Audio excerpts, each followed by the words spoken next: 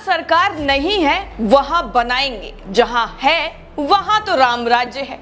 लोकतंत्र की हत्या होती है तो होने दो, हमें क्या, हम तो बस सत्ता में आना चाहते हैं। कुछ ऐसा ही मिजाज आजकल जो है राजनीति का है जनाब। अब एक और ताजा जो है उदाहरण वो आपके सामने है। एक छोटा सा सवाल आपसे जरूर है यहाँ पर कि बढ़ती बेरोजगारी और महंगाई को लेकर केंद्र सरकार का विरोध करना चाहिए या राज्य सरकार का? जवाब जरूर दीजिएगा कमेंट सेक्शन में। लेकिन यहीं से इनकी गिरफ्तारी का जो दौर था वो शुरू हो गया। अब गिरफ्तारी कैसे हुई है उस पर जरा गौर करिएगा। दरअसल इस दौरान कार्यकर्ता मुख्यमंत्री निवास की बाउंड्री तक पहुंच गए, लेकिन पुलिस और सुरक्षा बलों ने बल प्रयोग नहीं किया। वहीं वाटर कैनन भी नहीं चलाई गई। कई स्थानों पर तो जवान बिना लाठियों के तैनात थे और हाथों से ही प्रदर्शनकारियों को रोकने की कोशिश कर रहे थे। ये छत्तीसगढ़ पुलिस ने जो है एक मिसाल पेश की जो यूपी में बिल्कुल भी दिखाई नहीं देती है। पुलिस वाले कैसे जरा सी बात पर धड़ाधड़ लाठियां भांजना शुरू कर देते हैं और ऐसे लठ चलाते हैं जैसे कोई जानवरों को भी नहीं पीटता है। उससे ज्यादा बदतर तरीके से इंसानों पर लठ चलाए जाते हैं। लेकिन अगर छत्तीसगढ़ पुलिस की बात करें तो तस्वीरों में आप देख पाएंगे कितना बड़ा हुजूम था जो बीजेपी की तरफ से निकाला गया था और कहा गया था कि महंगाई क्यों बढ़ रही है, इसका जवाब आप हमें दीजिए। तो इसको काबू करने के लिए जो रायगढ़ छत्तीसगढ़ पुलिस ने अपना रुख अपनाया वो वाकई काबिले तारीफ है। ना तो वाटर कैनन का इस्तेमाल किया गया, ना लाठी चार्ज किया गया और ना ही हथियारों का इस्तेमाल किया गया। शांतिपूर्ण तरीके से उन्होंने कैसे पूरी भीड़ को काबू किया है इसकी भी खूब तारीफ हो रही है। दरअसल रायपुर विधायक ब्रजमोहन अग्रवाल, राजेश मूणत सहित कई नेताओं और हजारों कार्यकर्ताओं को शाम 5 बजे जो है वो गिरफ्तार भी कर लिया गया।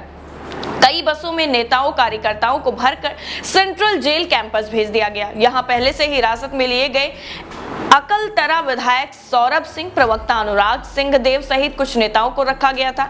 इन सभी को जेल परिसर के ओपन एरिया में रखा गया। इनके नाम पते नोट कर लिए गए। ऐसा पहली बार हुआ था कि भीड़ सीएम आवास के इतने ज्यादा करीब पहुंच गई थी। इससे पहले नगर निगम के पास हुई सभा में मंच से बीजेवाईएम अध्यक्ष और सांसद तेजस्वी सूर्या ने कहा कि दिसंबर तक सभी सरकारी वैकेंसियों को भरा जाए, साथ ही अनियमित कर्मचारियों को नियमित करें।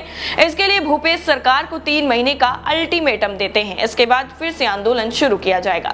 सांसद तेजस्वी सूर्या के साथ ही मंच पर प्रदेश प्रभारी डी पुरंदेश्वरी, पूर्व मुख्यमंत्री डॉक्टर रमन सिंह, भारतीय जनता युवा मोर्चा के राष्ट्रीय अध्यक्ष और सांसद तेजस्वी सूर्या सहित बाकी नेतागण मौजूद रहे। सांसद तेजस्वी के पहुंचते ही कार्यकर्ताओं ने जिंदाबाद के नारे लगाने शुरू कर दिए और विधायक ब्रजमोहन अग्रवाल ने कार्यकर्ताओं के साथ खूब नारेबाजी की। इस दौरान रायपुर के नेता काले गुब्बारे हाथ में लेकर सड़क पर चलते नजर आए। नेताओं ने नारा लगाया, रोजगार तो देना होगा, देना होगा। यहां सभा के बाद नेता और कार्यकर्ताओं ने फिर से मुख्यमंत्री निवास की ओर कूच कर दिया।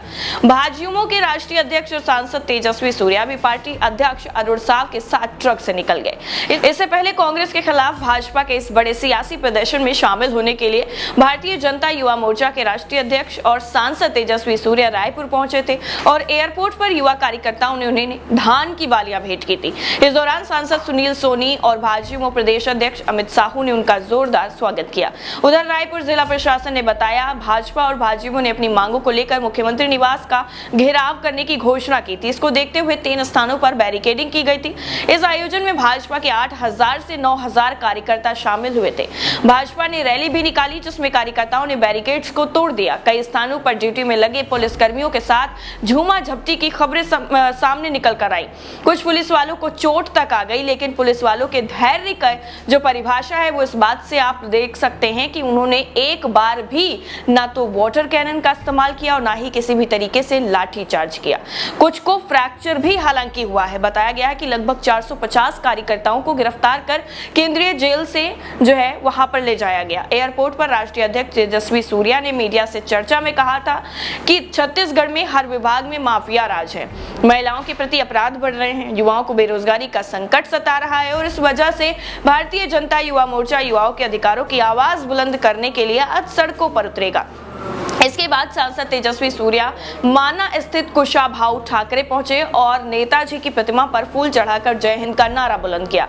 पुलिस और नेताओं के बीच झड़प के आसार थे, लेकिन पुलिस और सुरक्षा बलों में कहीं ऐसी नौबत नहीं आने दी। हालांकि वो बेचारे जो है किस तरीके से खुद को प्रोटेक्ट करने के साथ साथ सीएम आवास को भी प्रोटेक्ट कर रहे थे, वो तस्वीरें जरूर वायरल हैं। सिविल लाइंस इलाका जहां मुख्यमंत्री का निवास है, उस ओर जाने वाले सभी सड़कों को हर तरफ से बंद कर दिया गया था। इसके बावजूद बैरिकेड्स तोड़कर भीड़ गांधी उद्यान की तरफ से सीएम आवास की बाउंड्री तक पहुंच गई थी। इस भीड़ में कई युवकों ने हाथ में डंडे ले रखे थे, कुछ ने वहां रखे पत्थर उठा लिए और अंदर फेंकने शुरू कर दिए। वहां लगे कुछ बोर्ड्स को भी तोड़ दिया गया। कुछ युवक बाउंड्री के ऊपर चढ़ गए। यहाँ कुछ पुलिस जवानों ने उन्हें खाली हाथों के सहारे ही रोकने की कोशिश की। प्रदर्शन के मद्देनजर बड़ी शिप या ट्रक में एक्सपोर्ट इंपोर्ट में इस्तेमाल होने वाले कंटेनर्स का इस्तेमाल भाजपा नेताओं को रोकने के लिए किया गया। घड़ी चौक के पास टीन शेड से बैरिकेडिंग की गई थी। इसके अलावा कंटेनर्स भी रखे गए थे। इस तरह की बैरिकेडिंग संभवतः पहली बार की गई थी। वहीं इस तरीके की बैरिकेडिंग को लेकर भी बीजेपी की तरफ से बड़ी खुशी जाहिर की गई। उन्होंने कहा कि हमारा डर देखिए कि यहाँ पर कंटेनर से बैरिकेडिंग की गई है। मतलब इसमें कौन सी वाहवाही की बात थी, मुझे समझ में नहीं आया। अगर आपको समझ में आ गया है तो बता जरूर दीजिएगा। लेकिन बीजेपी के इस तरीके से विपक्ष पर निशाना साधने पर आप क्या सोचते हैं, ये भी जरूर बताइएगा। फिलहाल सारी पूरी रिपोर्ट को लेकर आप क्या सोचते हैं, ये भी कमेंट करके जरूर बताइएगा। बाकी नेशन 360 को हर लेटेस्ट अपडेट के लिए सब्सक्राइब करना बिल्कुल ना भूलें। जय हिंद।